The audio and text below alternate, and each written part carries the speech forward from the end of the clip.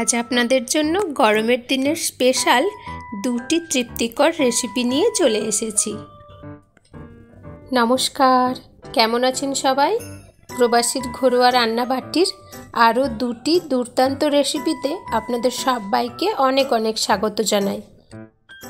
এখন তো দেখতে দেখতে বসন্ত পার হয়ে আমরা প্রায় গরমের ঋতুতে পৌঁছেই গেছি। আর এই গরমের সময় অনেক সময়ই আমাদের মনে হয় যে হালকা কিছু খাই কিংবা তৃপ্তিকর কোনো খাবার খাই। আর এই গরমের সময় বিশেষ একটি সবজি হচ্ছে সজনে ডাঁটা। তো আমরা বাঙালিরা অনেকভাবেই সজনে ডাঁটা খেয়ে থাকি। আমি দু রকম রেসিপি আজ আপনাদের সঙ্গে শেয়ার করলাম। একটা হচ্ছে সজনে ডাঁটার নিম ঝোল, আর দ্বিতীয়টা সজনে ডাঁটা আলু বড়ি দিয়ে টক ঝাল রান্না। তো চলুন সবার আগে আজকে নিম ঝোলটা দেখাই। নিম ঝোলটা অবশ্যই একেবারে নিরামিষ। নিম ঝোল বানানোর জন্য এইখানে আমি একটা মিডিয়াম সাইজের বেগুন নিয়েছি, অল্প কয়েকটা বড়ি। এখানে অবশ্য বিউলির ডালের বড়িটা ব্যবহার করবেন না। বিউলির ডালের বড়ির থেকে কড়াইয়ের ডালের বড়ি কিংবা খাসারির ডাল বা মুসুর ডালের বড়িটাই বেশি ভালো লাগে। একটি বড় সাইজের আলু একটু মোটা করে কেটে নিয়েছি, আর 100 গ্রামের মতো সজনে ডাঁটা নিয়েছি। আর ওখানে আমি অল্প একটু মিষ্টি আলু নিয়েছি। আপনারা চাইলে নিম ঝোলটি শুধুমাত্র ডাঁটা, আলু, বড়ি, নিম পাতা আর অল্প একটু সর্ষে বাটা দিয়ে বানাতে পারেন। সেক্ষেত্রে মিষ্টি আলু কিংবা বেগুনটা যদি আপনাদের পছন্দ না হয় কিংবা হাতের সামনে না থাকে স্কিপ করতে পারেন। চলুন এখন রেসিপিটি শুরু করছি। সবার প্রথমে কড়ার মধ্যে বেশ কিছুটা তেল দিয়ে গরম তেলের মধ্যে বড়িগুলো ভেজে নেব। বড়িগুলো অবশ্যই একটু লাল করে ভাজতে হবে। গ্যাসের ফ্লেমটা মিডিয়ামে রেখে 1-1.5 মিনিটের মতো নাড়াচাড়া করে নিলেই বড়িগুলো ভাজা হয়ে যাবে। বড়িগুলো তুলে নিয়ে ওই কড়ার মধ্যে মিষ্টি আলু এবং নর্মাল আলু অল্প হলুদ এবং লবণ দিয়ে খুব ভালো করে ঢেকে ভেজে নিয়েছি, গ্যাসের ফ্লেমটা লোতে রেখে। আলুগুলো মোটামুটি 50-60% মতো সেদ্ধ হয়ে গেছে। এখন ওপর থেকে কেটে রাখা ডাঁটা এবং বেগুন একসঙ্গে দিয়ে দিলাম কড়ার মধ্যে। এইবার অল্প লবণ এবং অল্প হলুদ দিয়ে 2 মিনিটের মতো ডাঁটা, আলু, বেগুন একসঙ্গে নাড়াচাড়া করে নিয়েছি।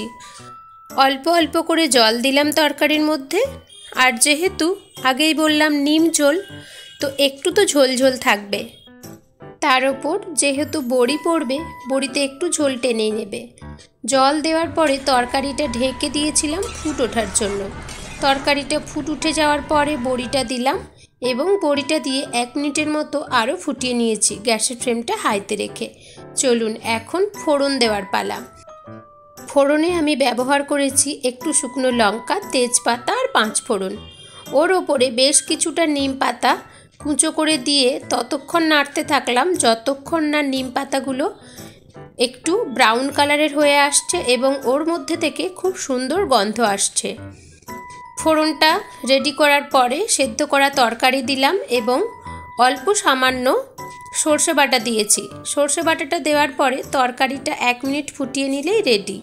মনে রাখবেন, নিম ফুল কিংবা পাতা ফোড়ন দেওয়ার পরে তরকারি বেশিক্ষণ ফোটানো যায় না, তাহলে অত্যন্ত বেশি তেতো হয়ে যাবে এবং খেতে এতটাই তেতো লাগবে যে তরকারির আসল স্বাদটাই বদলে যাবে।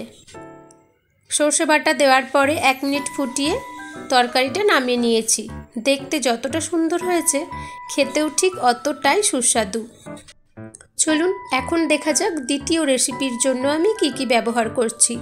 বেশ কিছুটা আলু, কাঁচা পেঁয়াজ, কাঁচা লঙ্কা, বড়ি, ডাঁটা, সর্ষে পোস্ত বাটা আর টমেটোর পরিমাণটা একটু বেশি নিয়েছি যেহেতু টক ঝাল বানানো হবে। আপনারা চাইলে এখানে কাঁচা পাকা টমেটো ব্যবহার করতে পারেন। কড়ার মধ্যে তেল দিয়েছি আর একই প্রসেসে বড়িগুলো লাল করে ভেজে তুলে নিলাম। এইবার গরম কড়ার মধ্যে কেটে রাখা আলু দিলাম। অল্প লবণ এবং হলুদ দিয়ে আলুগুলো ঢেকে ঢেকে গ্যাসের ফ্লেমটা লো এবং মিডিয়ামের মাঝখানে রেখে খুব ভালো লাল করে ভেজে নিতে হবে। আলু 3 থেকে 4 মিনিট ঢেকে ভাজার পরে অনেকটা সেদ্ধ হয়ে এসেছে।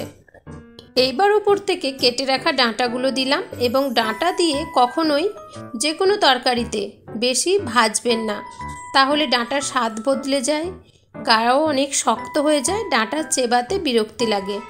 ডাঁটা দেওয়ার পরে আমি 1 মিনিটের মতো ভেজে নিচ্ছি। ডাঁটা আলু ভেজে আমি কড়ার থেকে নামিয়ে নিয়েছি। এখন ফোড়ন রেডি করব। তেজপাতা 5 ফোড়ন কড়ার মধ্যে ফোড়ন হিসাবে ব্যবহার করেছি। ওর ওপরে কুচো পেঁয়াজ এবং কাঁচা লঙ্কা চেরা দিয়ে পেঁয়াজটা একটু হালকা ব্রাউন কালারের করে নিয়েছি। এইবার কুচো করে রাখা টমেটো ওপর থেকে লবণ দিলাম আর গ্যাসের ফ্লেমটি মিডিয়ামের থেকে নিচে করে নিলাম, যাতে টমেটোগুলো খুব ভালোভাবে সফট হয়ে যায়। আর এই তরকারিতে আগেও বলেছি টমেটোটা একটু বেশি ব্যবহার করলে তবেই ভালো লাগে। টমেটোটা এখানে আমার একেবারে সফট হয়ে গেছে।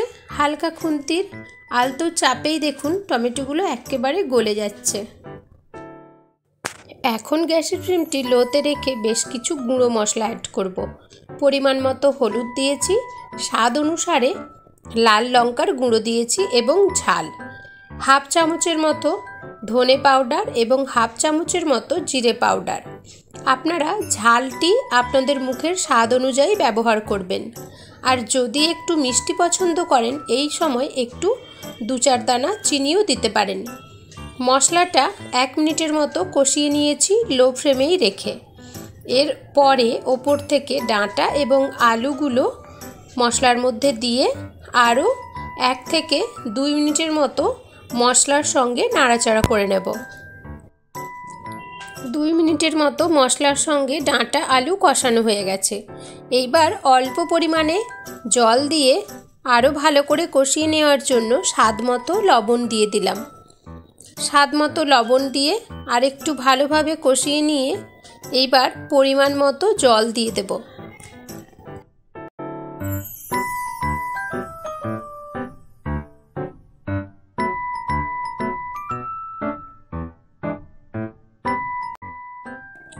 এই তরকারিটিও একটু ঝোল ঝোল হলেও ভালো লাগে, কিংবা যেহেতু টক ঝাল হবে একটু কায় কিংবা মাখো মাখোও ভালো লাগে। একই প্রসেসে তরকারিটা ফুটে ওঠার জন্য ঢেকে দিয়েছিলাম। এইবার ফুট উঠে যাওয়ার পরে ভেজে রাখা বড়িগুলো ওপর থেকে দিয়ে আরও 2 মিনিটের মতো ফুটিয়ে নিয়েছি। এখন সরষে পোস্ত বাটাটা বাটির মধ্যে গুলে অল্প জলে তরকারির মধ্যে ঢেলে দিলাম। গ্যাসের ফ্লেমটি হাইতে রেখে 1 মিনিটের মতো ফুটিয়ে নেব, তাহলেই তরকারিটি একেবারে রেডি। অনেক সময় রিচ খাওয়ার পরে মনটা একটু মনে করে যে লাইট হলে ভালো হতো। এই সময় কিন্তু আমার এই রেসিপি দুটো ট্রাই করে দেখতেই পারেন। মুখের স্বাদটাও বদলে যাবে এবং সত্যিই ভীষণ তৃপ্তিদায়ক। আশা করি আমার আজকের এই সহজ রেসিপি দুটো আপনারা খুব ভালোভাবে বুঝতে পেরেছেন। যদি ভালো লাগে একটা লাইক করে দেবেন, কমেন্ট করে জানাবেন কেমন হয়েছে। ধন্যবাদ।